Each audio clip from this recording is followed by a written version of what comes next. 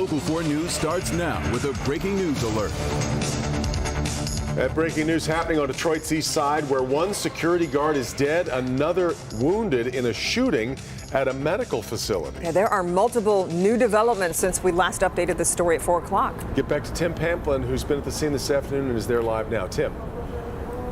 Yeah, Devin and Kim, we're finding out that the security guard was shot after an interaction with a gentleman who's been a patient here several times. It's for Team Wellness Center, physical and mental health neighborhood facility here at Mack and Mount Elliott on the east side. Inpatient facility too. Some of those patients now outside on the streets. Detroit police chaplains have now arrived on the scene as family members of that security guard have heard the news and started arriving here.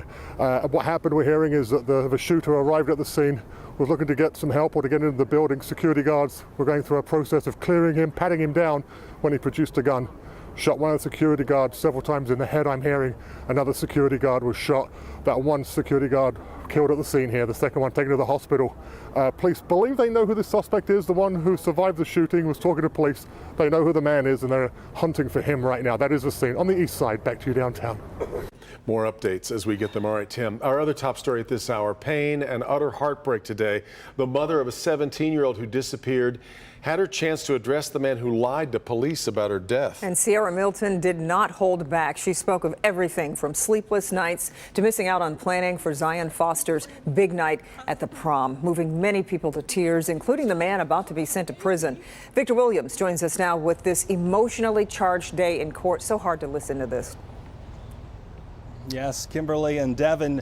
Jalen was sentenced to 23 months to 4 years behind bars for allegedly lying to police about the whereabouts of his cousin.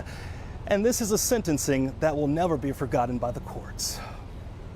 I stayed up for nights, for days. God, please don't let my baby be dead.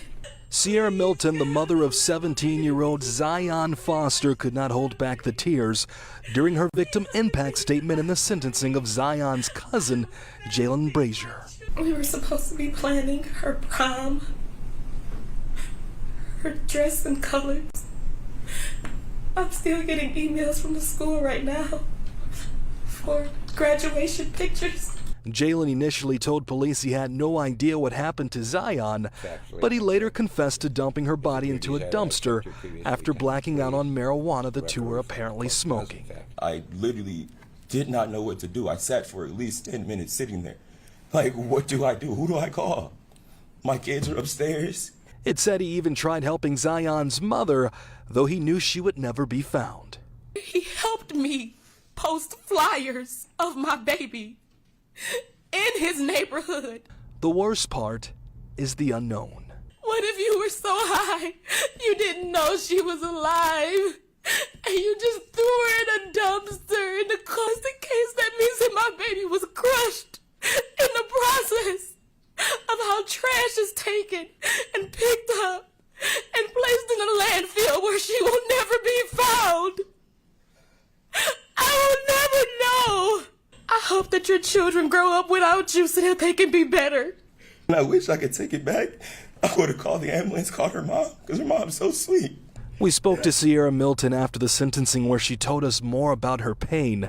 The only person that truly knows what happened to her daughter is Jalen. To this day, Zion's body has still yet to be found. I don't know if my baby cried. I don't know if my baby fought. I don't know what he did to my baby.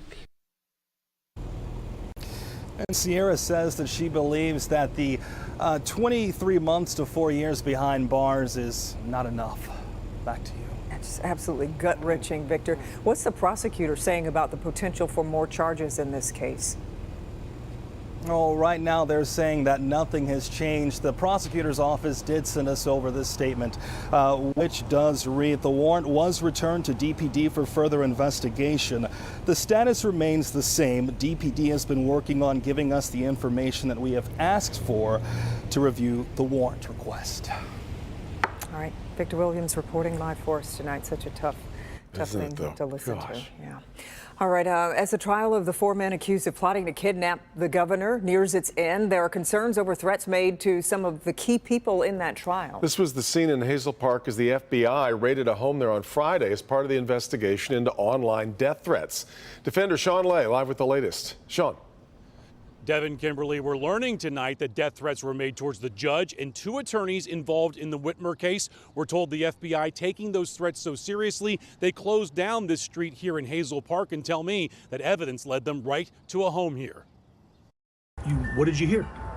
I heard about 6 police cars pulling up about 6 o'clock in the morning. It looked like it was really, serious. Our cameras were there last Friday morning on Jarvis Avenue in Hazel Park. FBI agents raiding this home brought here, we are told, after death threats were made online targeting Whitmer trial judge Robert Yonker and defense attorneys Christopher Gibbons, who is defending ringleader Adam Fox, and Josh Blanchard, who is defending Barry Croft, a self-described domestic terrorist. The FBI will not say what exactly was said in those threats, but they say evidence about them brought them to this house where they removed evidence and questioned a man inside.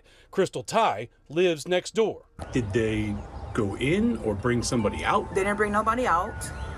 They went in and they must have asked a lot of questions, but nobody was arrested. In fact, a man answering the door at the home said no arrests were made. So far, no one has been charged. He says he was not interested in saying anything more to us. The 2 attorneys arriving for the trial today said they're comfortable with the security they have. Do you know anything about the nature of the threat? Not specifically. It's just a general threat.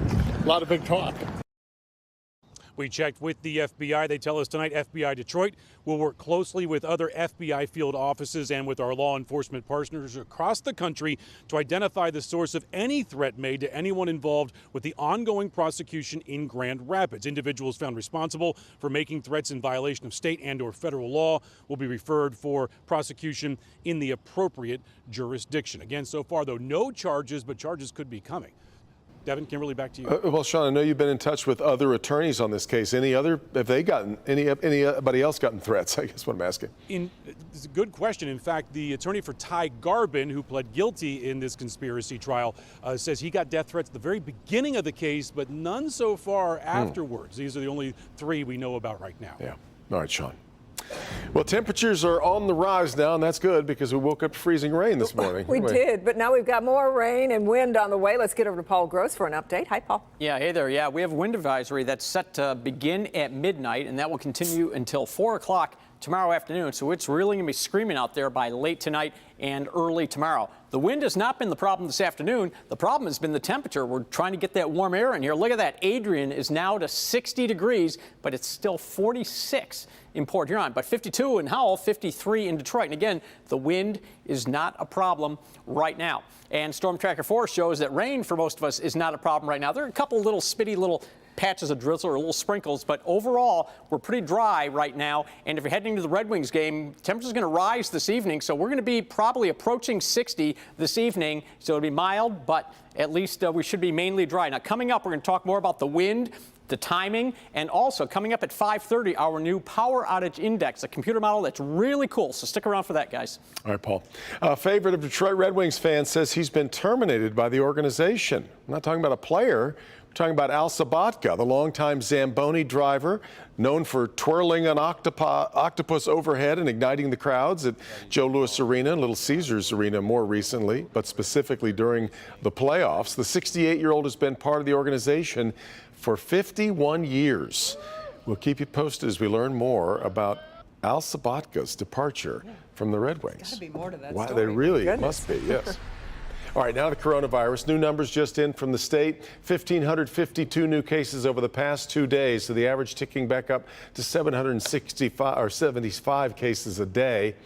72 more deaths also being reported over the same 2-day period. And the 7-day moving average continues to level off. Back on March 16th, we were averaging 675 cases per day. Today, that average now sits at 623. All right, ahead at 5:30, Dr. McGeorge is in to walk us through the government's new one-stop shop online for all things COVID-related. Includes everything from information to the nearest testing sites. He'll walk us through it here coming up in our next hour. Stick around for that. Yeah. Enough is enough. That's what Macomb County Executive Mark Hackel has to say about other communities being forced to pay Highland Park's $52 million worth of unpaid water bills. City of less than 10,000 people hasn't paid into the Great Lakes Water Authority for years, and now the surrounding communities are balking at the reality of having to cover that. Rod Maloney on this story. Rod, it's an awful lot of money we're talking about. Well, it sure is, Devin, and it's over 10 years, mind you. But here's the thing. It's estimated that somewhere between $75 and $100 a year for residents who live outside the city of Detroit, but in the surrounding areas, a year, $75 to $100 a year to cover Highland Park's water bills. That's the claim. Highland Park doesn't necessarily see it that way, but it's one of those situations where there are people lining up to say that Highland Park is stealing. For a decade now, Highland Park's water bill situation simmered. Now it's boiling over. During the emergency manager era, the state placed Highland Park into a temporary arrangement to keep the water flowing there, but its vast financial problems have continued on. Macomb County Executive Mark Hackel wanted to make one point very clear. Nobody's looking to try to figure out how do we turn off water for anyone. That is not something anybody's looking to do. As part of the Detroit bankruptcy, the Great Lakes Water Authority formed with the expectation Highland Park would someday pay its water bills. But according to Macomb County Public Works Commissioner Candace Miller, it's not been paying. And what's more, she says, Highland Park's desire to revive its old water plant is a pipe dream. That thing needs to be bulldozed, okay? It can't be fixed. It'd be over $100 million to fix that plant. That's not reality. So now there's a move afoot to put water bills paying for Highland Park's share of this bill into escrow, forcing the state to move. A number of local city managers spoke at this morning's press conference, saying the people of Highland Park are not responsible for this problem. It's the city's leadership. Shelby Township Supervisor Rick Stathakis pulled no punches. What we have here is theft. That's what it is. Let's call it what it is. And also there's a lack of oversight. Now, who's to blame? I don't know, and I don't care. But somebody owes us $1.2 million, and we're getting that money. I got Mayor Hubert Yopp on the phone today, the Highland Park mayor. He says that the city doesn't owe a penny to anybody. He says they've been in court for years, and in fact, they just recently won against GLEWA, Great Lakes Water Authority, and the GLEWA has to pay them $1 million. Court fight goes on. This is not the last we've heard of this. Reporting live, Rod Maloney, Local 4. Doubt. Wow, this is going to be fascinating as this plays out. Really? Somewhere we'll have a moderator or an arbitrator having to bring this together. Yeah.